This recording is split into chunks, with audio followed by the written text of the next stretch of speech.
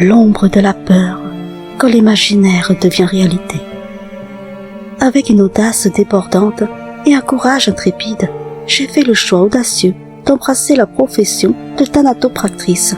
Mon rôle me conduit à transformer les corps des défunts en une apparence paisible et digne. D'aussi loin que je me souvienne, les contes d'esprit et les phénomènes surnaturels n'ont jamais eu prise sur moi. Même en étant confiné dans une demeure prétendument hantée, ma résilience reste inébranlable, mes convictions inébranlées. L'étonnement dans les yeux de nombreuses personnes reflète la surprise qu'elles ressentent en me voyant exercer ce métier. À mes yeux, la vue d'un défunt ne provoque qu'une sensation de sommeil profond. Pourtant, un jour, une expérience bouleversante a ébranlé mes certitudes, m'ouvrant les yeux sur l'existence de mystères inexpliqués. C'était la première fois que la peur prenait racine en moi, une peur si intense qu'elle ébranlait mes fondations, me forçant à abandonner le métier qui avait été ma passion. Laissez-moi vous raconter en détail cette expérience cauchemardesque qui a laissé une empreinte indélébile dans les recoins les plus profonds de mon être. Après quelques années à exercer cette profession, en rentrant de travail un soir, ma fille, d'un seul coup, s'est mise à pleurer de façon incontrôlable, criant avec un mélange d'effroi et d'urgence. « Maman, il y a une mamie derrière toi !» Mon cœur a sauté un battement, alors que je me retournai instinctivement, mais il n'y avait personne. J'ai réprimandé ma fille, persuadée qu'elle inventait cette histoire. Pourtant, ses yeux reflétaient une terreur sincère, la rendant distante. Plus tard, dans la soirée, alors que je m'apprêtais à la mettre au lit, son refus catégorique d'ouvrir les yeux m'a ébranlé. Sa voix, empreinte de terreur, s'est élevée dans un murmure à peine audible, m'informant avec angoisse qu'elle ne pouvait pas ouvrir les yeux car elle ne voulait pas voir la dame qui se tenait derrière moi. Sa peur était palpable, presque contagieuse. Mon mari était témoin de cette scène bouleversante. Dans son regard, j'ai pu lire la montée de son angoisse, une inquiétude qui prenait racine profondément en moi. La détresse de ma fille l'a poussée à se blottir contre son père. Chaque fois que j'ai tenté de l'enlacer, un frisson de peur la traversait, m'éloignant d'elle comme si j'étais devenue une étrangère inconnue. Mon mari, déconcerté par son comportement, a finalement brisé le silence en lui demandant ce qui la tourmentait. La réponse a été comme un coup de poignard dans mon cœur. Une vieille dame hideuse se tenait derrière moi, son horrible visage la terrifiait. La situation a rapidement pris une tournure alarmante lorsque mes autres enfants se sont joints en pleurs. Mes 3 enfants semblaient nourrir une peur inexplicable envers moi, leur propre mère. C'est alors que mon mari, cherchant désespérément à calmer leur anxiété grandissante, a suggéré que je m'éloigne et que je dorme sur le canapé. Malgré les efforts acharnés de mon mari pour apaiser nos enfants, la tension persistait. Voyant l'ampleur de la situation, mon mari a composé le numéro de ses parents, cherchant leur aide pour comprendre ce qui se passait. Au bout du fil, il a décrit le chaos qui régnait dans notre foyer, le climat étouffant de terreur que même les enfants ne pouvaient éviter. Les parents de mon mari, bouleversés par ce tableau, ont accepté de venir à la rescousse. À peine arrivés devant notre porte, mes beaux-parents ont ressenti une présence indéfinissable derrière eux, suivie d'un cri strident qui les a fait sursauter. Pris de panique, ils ont frappé frénétiquement à la porte. Lorsque j'ai finalement ouvert la porte, l'expression de leur terreur figée sur leur visage m'a frappé de plein fouet.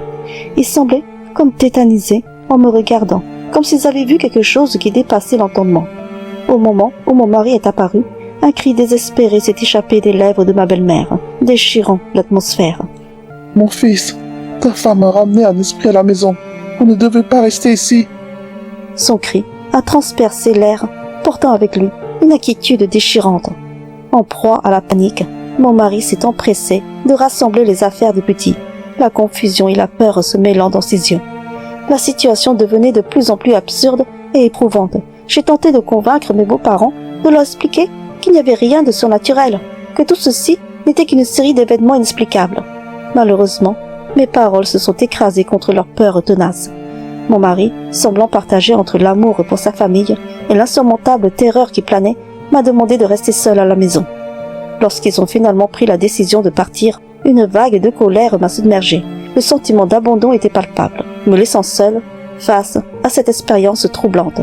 Pour moi, toute cette situation semblait dénuée de sens. Je me sentais comme une étrangère dans mon propre foyer, en proie au doute, à l'incompréhension et à une pointe de résignation face à l'absurdité de tout cela. Le lendemain matin, une sensation d'appréhension m'a envahi alors que mon mari est revenu chercher quelques affaires. D'une voix chargée d'émotion, il m'a annoncé son ultimatum.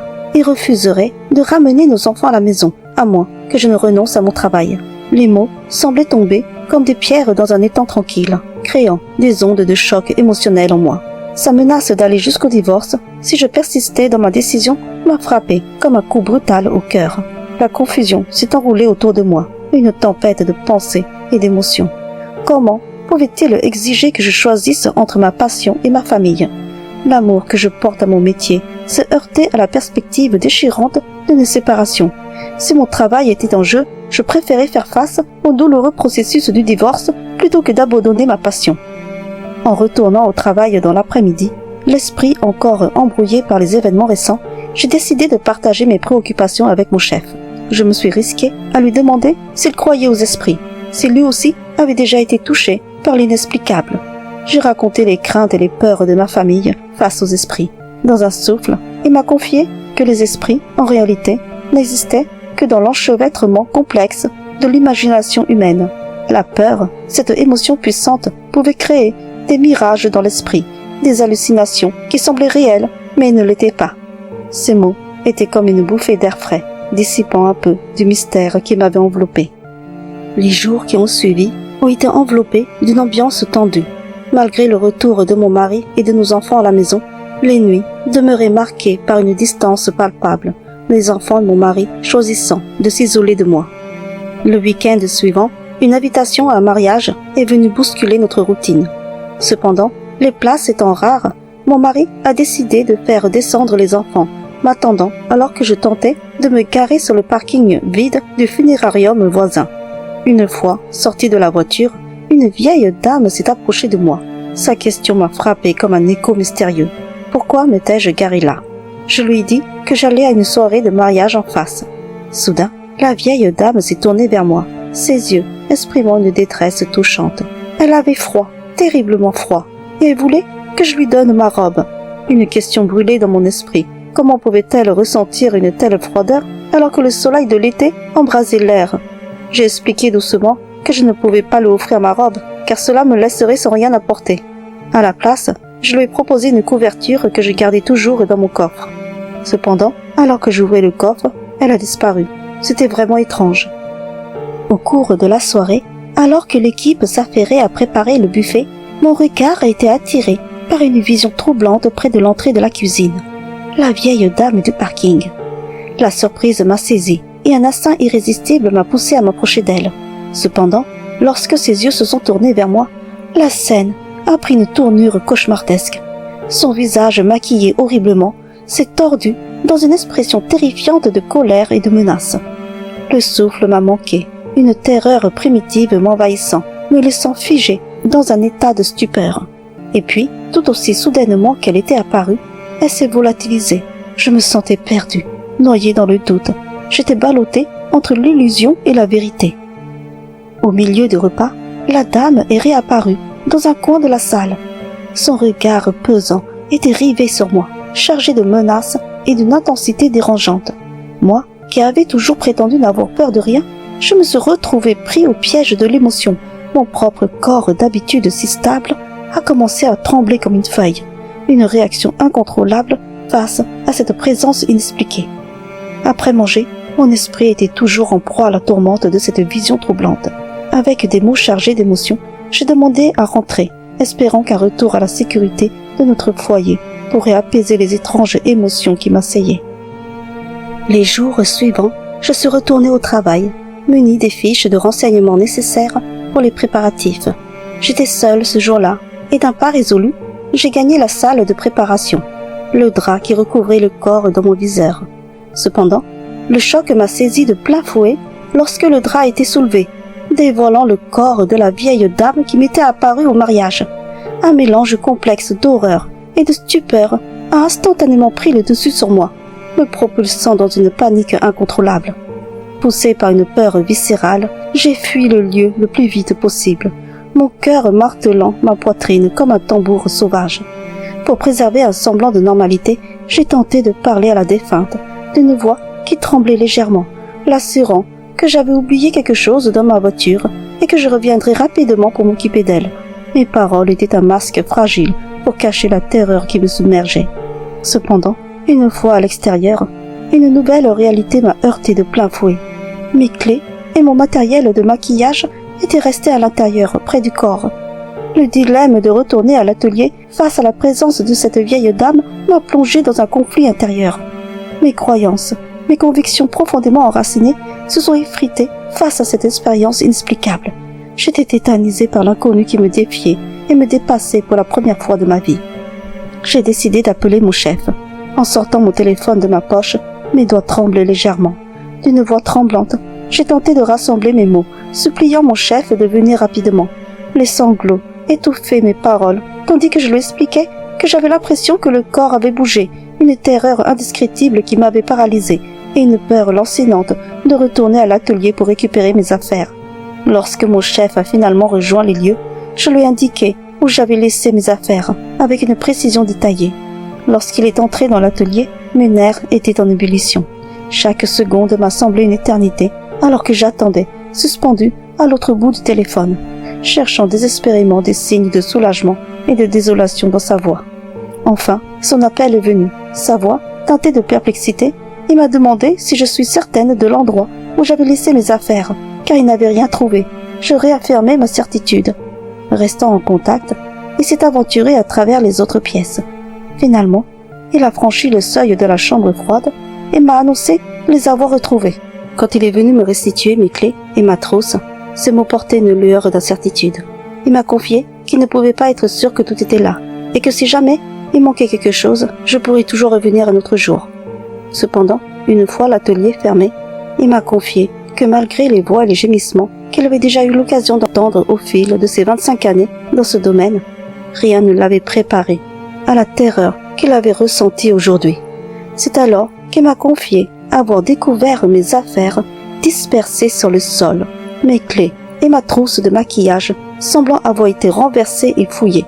À ce moment-là, un frisson glacial a traversé, comme si une présence invisible était là, dans l'ombre. Il m'a demandé de revenir le lendemain pour l'assister dans les soins de ce corps, que notre peur serait atténuée à deux. Nous avions pris l'engagement de mener à terme la préparation de ce corps et considérer que c'était une responsabilité que nous devions assumer ensemble. Cependant, mon refus était catégorique. Je lui ai annoncé que je songeais sérieusement à démissionner. Face à mon refus, il a persisté, plaidant pour que je demeure à ses côtés et rappelant à quel point il était difficile de dénicher des personnels dans ce secteur. Il soulignait que la plupart ne restaient que 2 mois à peine. Les larmes coulant sur mes joues, je lui ai confié que ma peur était devenue insurmontable, m'empêchant de continuer. Face à ma détresse, il m'a imploré de l'aider au moins à préparer ce dernier corps, allant jusqu'à me suggérer d'inviter mon mari pour qu'il nous tienne compagnie à l'atelier. D'un pas hésitant, j'ai composé le numéro de mon mari, lui exposant la situation avec une voix tremblante. Sa réponse a été directe et sans appel. Même une somme de 100 000 € ne le persuaderait pas de mettre les pieds dans ce lieu. J'ai ressenti un profond chagrin envers mon chef, m'excusant sincèrement de ne pas pouvoir lui prêter main forte dans ces circonstances.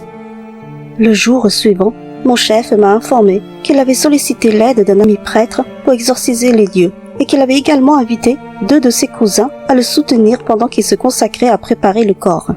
Le prêtre et ses cousins se tenaient à l'entrée de l'atelier, murmurant des prières pour apaiser l'atmosphère. Mon chef, quant à lui, s'était isolé dans la salle de préparation, s'efforçant d'accomplir les soins rapidement, enveloppé dans une anxiété palpable. Le maquillage qu'il avait appliqué sur le corps était désordonné, reflétant son agitation. À ce moment-là, il m'a montré une photo du résultat de son maquillage, et la vision m'a choquée. C'était le même visage horriblement maquillé que j'avais vu lors du repas de mariage. Mon chef m'a alors conseillé de prendre quelques jours de congé pour me ressourcer avant de reprendre le travail. Cependant, malgré les jours qui passaient, mon appétit s'évanouissait, mon corps maigrissait. La peur était devenue mon ombre constant. Chaque bruit déclenchait des sursauts incontrôlables et l'idée de retourner au travail devenait insupportable. Finalement, j'ai pris la décision de démissionner, mais se remettre de cette expérience a nécessité beaucoup de temps. Aujourd'hui, la vérité s'est imposée à moi. Je réalise que j'ai été dans l'erreur pendant si longtemps, convaincue que ces phénomènes n'existaient que dans notre imagination. Désormais, j'accepte que ces forces soient bien réelles, et je comprends que c'était moi qui vivais dans une illusion, refusant d'admettre leur existence.